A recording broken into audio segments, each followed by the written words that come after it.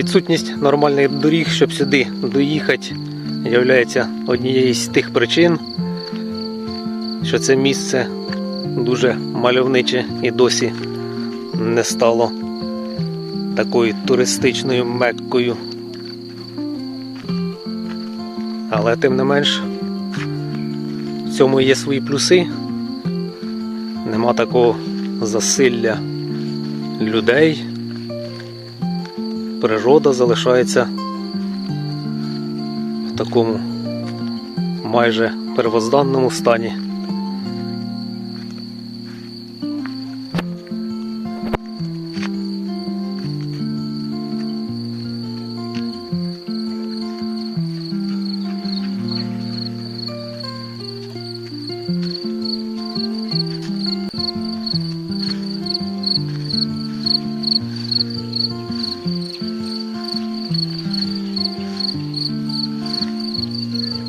Ми знаходимося в селі Тернівка, недалеко від міста Сміла Черкаської області. Місце, де людина і природа можуть жити у відносній гармонії.